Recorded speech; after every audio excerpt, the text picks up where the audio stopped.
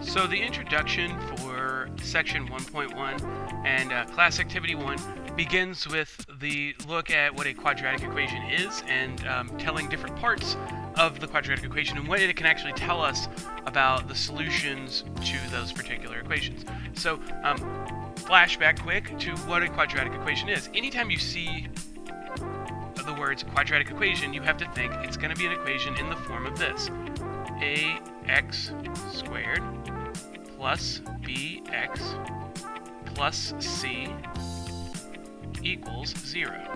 So that's a quadratic equation, and it needs to be in that form. So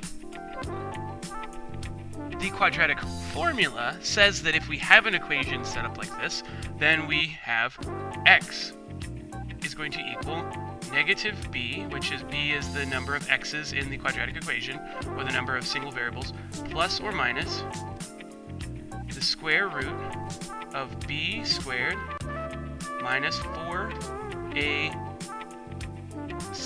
where a is the number of squares and c is the number of constants, and that's going to be divided by 2a. Well, in this case, this formula will find roots for you. Now, we can tell something called the nature of roots based on the value of the discriminant. And the discriminant is this part here, the b squared minus 4ac. Not the square root part, but just b squared minus 4ac. So what this activity has for you to do is you are going to look at each quadratic equation. You are going to find the value of b squared minus 4ac for each. Okay, those is going to go into those columns. Now, a suggestion would be to go ahead and do the quadratic formula for each set.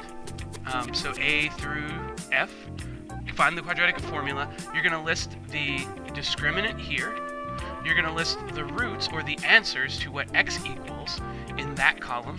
And then finally, you're going to state whether there are two real and distinct roots, two real equal roots, or no real roots at all in this final column. Now, the goal here is we're trying to make a connection between the value of our discriminant and what the roots are like. And so that will lead you to finally, in the bottom box, to what can you say if the discriminant is a positive number? What can you say if the discriminant is equal to 0? And what can you say if the discriminant is less than 0, or a negative number? Those all mean different things, and we can use that to determine different properties and to solve further and more complex problems in the future. So use this advice and follow this protocol to complete at class activity 1, and when you're finished, come see me and we'll have a quick conversation.